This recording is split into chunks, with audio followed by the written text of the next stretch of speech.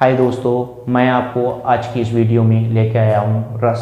रस होता क्या है, रस कितने प्रकार के होते हैं, रस कौन कौन से होते हैं, मैं आपको आज की इस वीडियो में बताऊंगा। 9, 10 फर्स्ट ईयर इंटर व ग्रेजुएशन वालों के लिए यह क्वेश्चन बहुत ही ज़्यादा महत्वपूर्ण है। आज मैं आप लोगों को रस की संपूर्ण जानकारी प्राप्त कराऊंगा। यूपी बोर्ड में आने वाला ये बहुत ही ज़्यादा महत्वपूर्ण प्रश्न है। देखिए दोस्तों, रस बता कि रस होता क्या है। रस का अर्थ होता है आनंद, यानी किसी कविता को, किसी कहानी को, किसी नाटक को पढ़ते समय, सुनते समय या देखते समय हमें जिस आनंद की अनुभूति प्राप्त होती है उसे हम रस कहते हैं। क्या कहते हैं? रस कहते हैं। रस मुक्ता कितने प्रकार के होते हैं? रस मुक्ता 11 प्रकार के होते हैं। कौन कौन से होते हैं वो मैं सारे आप लोगों को बताऊंगा। आपकी इस वीडियो में मैं आपके सारे डाउट क्लियर करने वाला हूं, ठीक है? तो आप ध्यान से देखेंगे, बने रहेंगे मेरी ये पूरी वीडियो में, ठीक है? तो मैं रस बताता हूं आपको रस क्या होता है। तो रस जो होता है, रस का अर्थ होता है आनंद। मैं आपको लिख के भी मैंने बता रखा है कि किसी कविता, कहानी, नाटक को पढ़ते, सुनते या देखते समय जो आनंद की अनुभूति प्राप्त होती है उसे हम क्या कहते हैं? रस कहते हैं। कोई कविता दे रखी है, कोई कहानी दे रखी है, कोई नाटक दे रखा है, उसको हम पढ़ें या सुने या देखें, हमको देखने पर, पढ़ने पर या सुनने पर हमको क्या है? आनंद आए, यानी मजा आए, तो उसको हम क्या कहते हैं? रस कहते हैं। क्या कहते हैं? रस कहते हैं। जैसे आपने रामायण सुनी होगी। रामायण क्या है? एक कहानी है। किसकी कहानी है? श्री रामचंद्र जी की कहानी है। उसको पढ़ते समय, सुनते समय या टीवी पे देखते समय हमारे इमोशंस जाग उठते हैं, यानी हमको आनंद सा प्राप्त होता है, तो उसे हम क्या कहेंगे? उसे हम रस कहेंगे। क्या कहेंगे? उसे हम रस कहेंगे। तो किसी कविता को, किसी कहानी को या किसी नाटक को पढ़ते समय, सुनते समय या देखते समय हमें जिस आनंद की अनुभूति प्राप्त होती है वह हमारा क्या कहलाता है?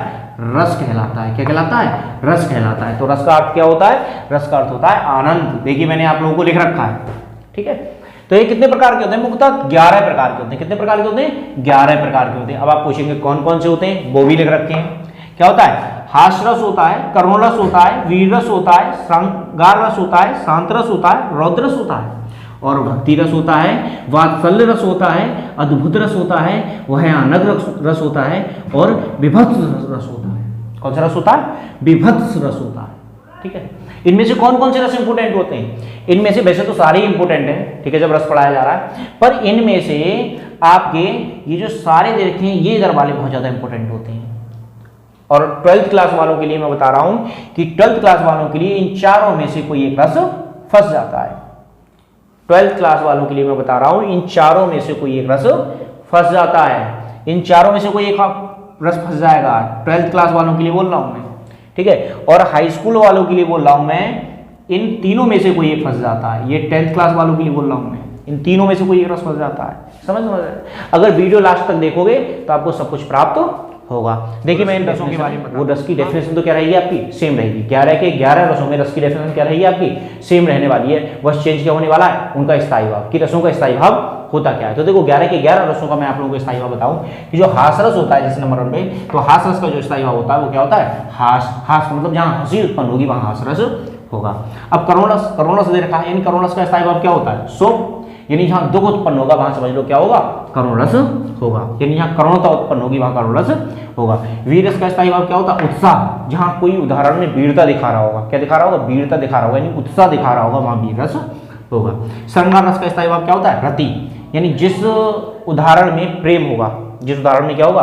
प्रेम होगा, उस उदाहरण में क्या होगा? श्रृंगार रस होगा, यानी वह उदाहरण श्रृंगार रस का होगा। तो श्रृंगार रस का जो उदाहरण होता है, वो जो श्रृंगार रस होता है उसका जो स्थायी भाव होता है वो होता है रति। रति का मतलब प्रेम। शांत रस का जो स्थायी भाव होता है वो होता है निर्वेद। क्या होता है? निर्वेद। और रौद्र रस जो लिखा है उसका स्थायी भाव आपका क्या होता है? क्रोध, यानी जिस उदाहरण में क्रोध होगा वहां समझ लो कौन सा रस होगा?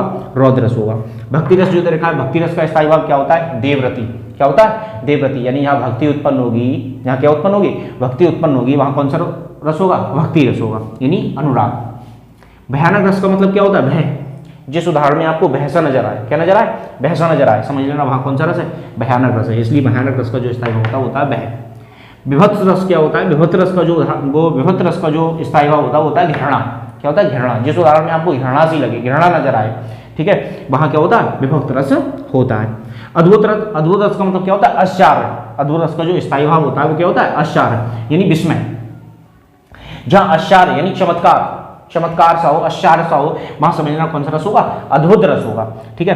वात्सल रस, वात्सल रस का क्या होता है, स्थायी भाव। वात्सल रस का स्थायी होता है वात्सल रसी, यानी वात्सल प्रेम, जहां वात्सल प्रेम उत्पन्न होगा वहां कौन सा रस होगा, वात्सल रस। देखिए दोस्तों, हास रस होता क्या है, हास रस क्या होता है, विभाव अनुभाव तथा संचारी भाव से पुष्ट होकर जहां हास नामक स्थायी भाव उत्पन्न होता है वहां कौन सा रस होता है, हास रस होता है। यानी जहां हमारी हंसी उत्पन्न होती है वहां कौन सा रस होता है, हास रस होता है। यानी कहने का मतलब विभाव अनुभाव तथा संचारी भाव से पुष्ट होकर जहां हास नामक स्थायी भाव उत्पन्न होता है वहां हास रस होता है। यानी विभाव से, अनुभाव से तथा संचारी भाव से, तीनों से पुष्ट होकर जहां हास नामक स्थायी भाव उत्पन्न होता है, जहां हंसी उत्पन्न होती है वहां हास रस होता है। विभाव का मतलब क्या होता है, अनुभाव का मतलब क्या होता है, संचारी भाव का मतलब क्या होता है। विभाव का मतलब होता है कि किसी के सुने हुए, किसी के सुनी हुई बातों पर अपने मन में भाव उत्पन्न करना, यानी अपने मन में विचार उत्पन्न करना, नहीं होता है विभाव। ठीक है। अनुभाव, अनुभाव का मतलब क्या होता है, किसी चीज को अनुभव करके अपने मन में विचार व्यक्त करना होता है अनुभाव। संचारी भाव का मतलब क्या होता है, सच में किसी चीज को देख लेने पर अपने मन में भाव उत्पन्न करने की क्रिया क्या कहलाती है, संचारी भाव कहलाती है। और इन तीनों से मिलकर जिस स्थायी भाव की उत्पत्ति होती है वह वो वाला रस कहलाता है। आई बात समझ में नहीं आई, यानी डेफिनेशन सब में सेम होगी, यानी इसमें इस वाले रस में भी डेफिनेशन सेम होगी, अन्य रस जो पढ़ाएंगे उनमें भी डेफिनेशन सेम होगी, यानी 11 के 11 रसों में डेफिनेशन क्या होगी, सेम होगी। बस चेंज क्या होगा, स्थायी भाव और स्थायी भाव के अकॉर्डिंग क्या चेंज हो जाएगा, ये वाला रस चेंज हो जाएगा। ठीक है। डेफिनेशन सब में चेंज हो, यानी सेम होगी। ठीक है। तो विभाव, विभाव का मतलब मैंने तो आप लोगों को बता दिया। यानी जैसे मुझसे किसी ने कहा कि भैया वहां शेर आ गया, मैंने कहा वहां शेर आ गया, तो मेरे मन में तरह तरह के विभाव उत्पन्न होंगे, भाव उत्पन्न होंगे। मैंने कहा यार वहां शेर आ गया, वहां शेर आ गया, तो ये हो गया विभाव। अनुभाव, अनुभाव का मतलब मैं भी यहाँ बैठा हुआ हूँ और अचानक मुझे शेर की गरज सी सुनाई पड़ी, या यहाँ से लोग भागते हुए नजर आए, तो मुझे अनुभव सा होगा कि यार वाकई में शेर तो नहीं आ गया, तो मैं अपनी चेयर उठाऊंगा या मैं अपनी कुर्सी उठाऊंगा, मैं जिस चीज़ पे बैठाऊंगा वो उठाऊंगा और मैं घर में अंदर ले जाऊंगा। यानी मेरे मन में क्या आ रहे हैं, विचार आ रहे हैं तरह तरह के, वो क्या हो गया, अनुभाव हो गया। यानी अनुभव करके मेरे मन में विचार व्यक्त हो रहा है, यानी विचार आ रहा है, वो हो गया अनुभाव। संचारी भाव का मतलब क्या होता है, यानी मेरे सामने अचानक सच में शेर आ जाए। जब सच में शेर आ जाएगा तो मैं कहूँगा मेरे सामने तो शेर आ गया, मैं क्या करूँ, तो मेरी सिट्टी मिट्टी सब गोल, यानी मैं चक्कर में पड़ जाऊंगा। ठीक है। अपने मन में तरह तरह के विचार व्यक्त करूंगा, तरह तरह के भाव व्यक्त करूंगा, तो वो होगा संचारी भाव।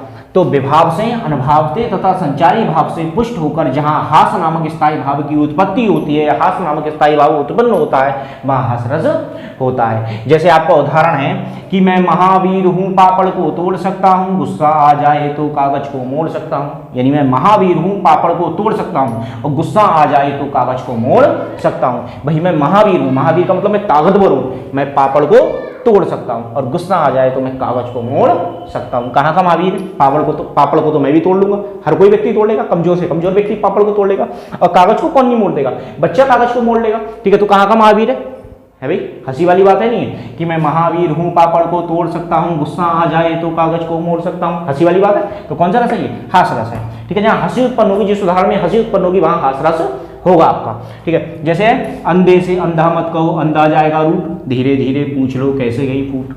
अंधे से अंधा मत कहो, अंधा जाएगा रूट, धीरे धीरे पूछ लो कैसे गई फूट। यानी अंधे से अंधा मत कहो, आपने अंधे से अंधा कह दिया, ए अंधा कहाँ जा रहा है, अंधा लड़ जाएगा, मारने लगेगा तुमको, रूठ जाएगा वो।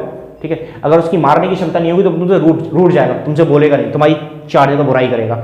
ठीक है। अगर अंधे से अंधा कह दी, खिसिया जाएगा तुमसे। ठीक है। तो अंधे से अंधा नहीं कहना, तो अंधे से अंधा मत कहो, अंधा जाएगा रूट, और धीरे धीरे पूछ लो कैसे गई फूट। कुछ लोग तुमने देखे होंगे अंधे से अंधा भी नहीं कहेंगे और उससे अंधा कह भी देंगे। कैसे, जैसे अंधा निकल के जा रहा है तो वो क्या कहेंगे, ए भैया कहाँ जा रहा है निकल के, तुम्हारी आँख कैसे फूट गई, कैसे फूट गई तुम्हारी आँख। यानी इशारे में वो उससे पूछ लेंगे कि तुम्हारी आँख कैसे फूट गई। उससे आँख फूटी हुई भी बता दिया, यानी उसको अंधा भी बता दिया और धीरे से उससे पूछ भी लिया। ठीक है। तो ये क्या है, किसी व्यक्ति की हंसी बनाना, किसी व्यक्ति की मजाक बनाना, यानी खिंचाई करना। क्या, कौन सा रस है, हास रस है। यानी कहने का मतलब अंधे से अंधा मत कहो, अंधा जाएगा रूट, और धीरे धीरे पूछ लो कैसे गई फूट। ठीक है। देखिए करोड़ रस, विभाव अनुभाव संचारी भाव से पुष्ट होकर जहां शोक नामक स्थायी भाव उत्पन्न होता है वहां करोड़ रस होता है। देखिए है वही डेफिनेशन नहीं है, मैंने बोला एक ही डेफिनेशन 11 के 11 रसों में काम करेगी। देखिए उसमें भी यही था, विभाव अनुभाव संचारी भाव से पुष्ट होकर वहाँ हास था, यहाँ क्या हो गया, शोक नामक स्थायी भाव उत्पन्न होता है, वहाँ करुण रस होता है, वहाँ हास था, यहाँ क्या हो गया, करुण रस उत्पन्न होता है। तो वही सेम डेफिनेशन है। ठीक है। खाली आपको क्या याद होने चाहिए, स्थायी भाव याद होने चाहिए।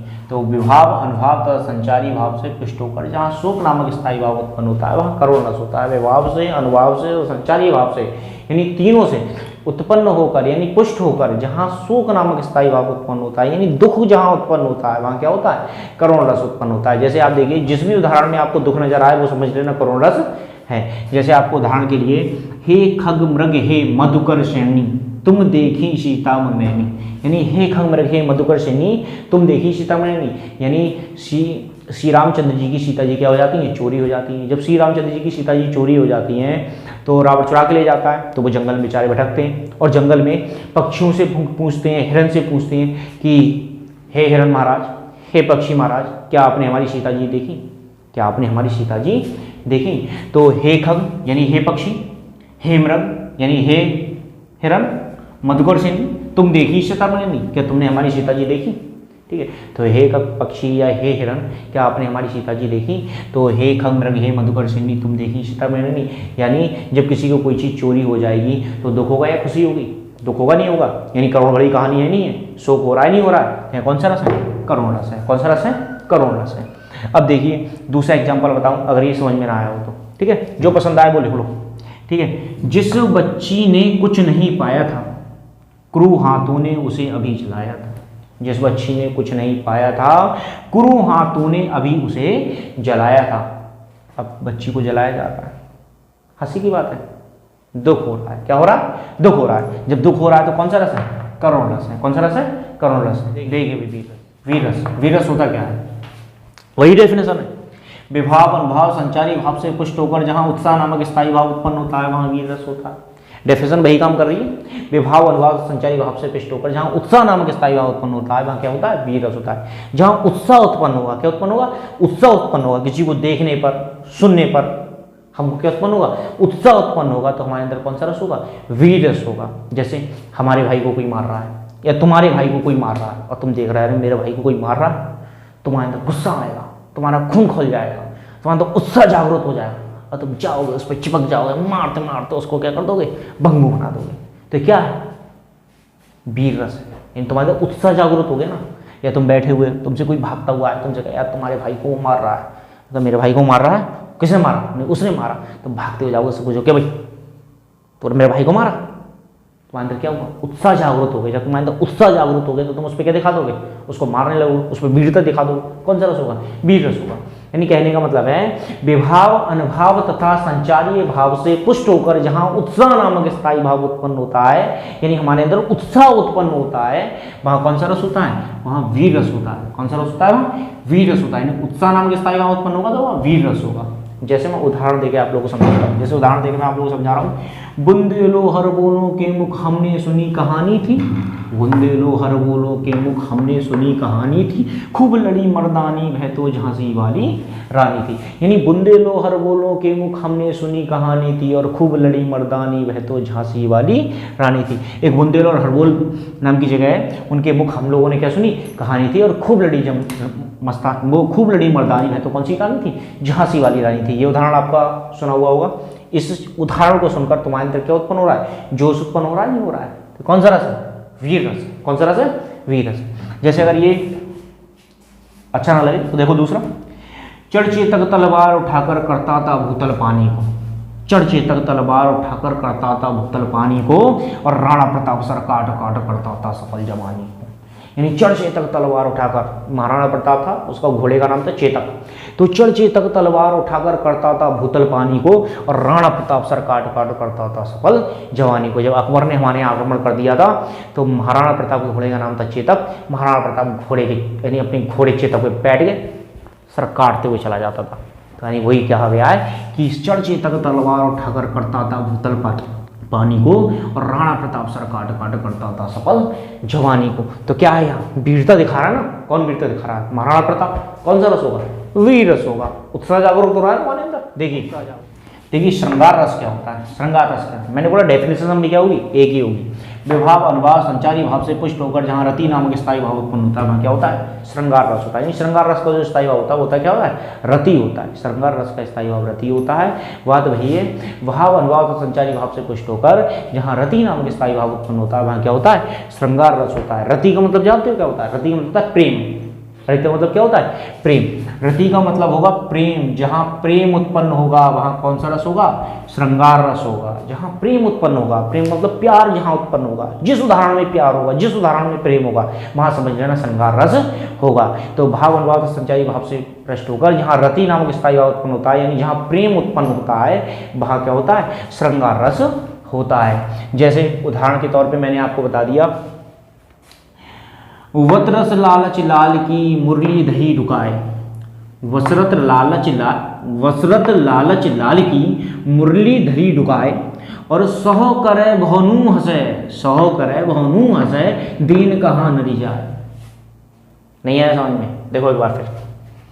वर्षत लालच लाल की मुरली धरी डुकाए सहो करे भवनू हंसे दीन कहाँ नरी जाए।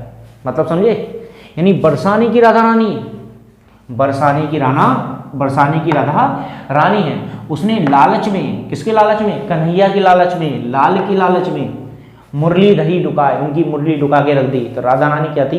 राधा रानी पहले चाहती थी कि श्री कृष्ण उनके पास क्या आए? वार वार आए। तो उनकी मुरली डुका के रख देती थी। वो उनकी क्या रख लेती थी? मुरली डुका के रख लेती, यानी मुरली छुपा के रख लेती थी। तो कन्हैया ढूंढते हुए अपनी मुरली को उनके पास आते थे। तो उन्होंने कहा है कि बरसत लालच लाल की मुरली धरी डुकाए। तो बरसत लालच लाल की उन्होंने मुरली रखी डुकाए और सौ करे भोनू हंसे दीन कहाँ नरी जाए। यानी सौ करे यानी सौगंध ले, भोनू हंसे यानी बहाना करे और हंसे, और दीन कहाँ नरी जाए यानी कभी दे कभी ना दे, कभी दे कभी ना दे, यानी उनके साथ मजाक करने लगे। ठीक है, तो क्या है? यहाँ प्रेम उत्पन्न हो रहा है नहीं हो रहा है? अरे श्री कृष्ण राधा के प्रति क्या था? प्रेम था, दोनों के बीच में प्रेम था। ठीक है, तो उन्होंने प्रेम में ही तो मुरली रख ली। ठीक है, आजकल के लोग क्या है? आजकल के लोग मुरली नहीं रखते हैं। आजकल के क्या है? आजकल जो कपल हैं वो मुरलियाँ नहीं रखते, वो क्या रख लेते हैं? वो मोबाइल रख लेते हैं। क्या रख लेते हैं? मोबाइल। क्या रख लेते हैं? मोबाइल। और लाल की जगह क्या होता है? सोना बाबू, सोना बाबू, सोना बाबू। तो लाल की जगह उन्होंने क्या कर दिया? सोना बाबू रख लिया। और मुरली की जगह क्या कर लिया? मोबाइल कर लिया। तो बरसत लालच अगर आजकल के कहेंगे तो आजकल के क्या कहेंगे? बरसत लालच बाबू की मोबाइल धरी डुकाए। बरसत लालच बाबू की मोबाइल धरी डुकाए और सौ करे भानु हंसे देन कहाँ नरी जाए। आजकल के लोगों के लिए कहोगे, और पहले क्या कहते थे? बरसत लालच लाल की मुरली धरी डुकाए सौ करे भानु हंसे देन कहाँ नरी जाए। यानी बरसाने की राधा रानी है, उन्होंने लालच में उनकी मुरली धर ली। इनकी मुरली धर ली अपने लाल की। लाल का मतलब कौन? कन्हैया की यानी कान्हा की मुरली डुका के रख दी। और वो सौगंध ले रही हैं यानी सौह कर रही हैं। वो होनू हंसे यानी बहाने कर रही हैं, हंस रही हैं। और देन कहाँ नरी जाए, कभी दे रही, कभी नहीं दे रही, कभी दे रही, कभी नहीं दे रही है। ये आपका पहला उदाहरण हो गया किसका? श्रृंगार रस का। प्रेम है ना इसमें। दूसरा देख लो, एक जंगल है तेरी आंखों में मैं जहाँ रहा भूल जाता हूँ। यानी कि जंगल है तेरी आंखों में मैं जहाँ रहा भूल जाता हूँ। तू किसी रेल सी गुजरती है मैं किसी पुल सा थराता हूँ। तू किसी रेल सी गुजरती है मैं किसी पुल सा थरथराता हूँ। अरे भाई प्रेम नहीं है इसमें, इस उदाहरण में प्रेम है नहीं। तो एक बार फिर दोबारा देख लो, एक जंगल है तेरी आंखों में मैं जहाँ रहा भूल जाता हूँ। तू किसी रेल सी गुजरती है मैं किसी पुल सा थरथराता हूँ। आया समझ में नहीं आया? तो जहाँ प्रेम होता है वहाँ श्रृंगार रस होता है। देखिए अगला शांत रस।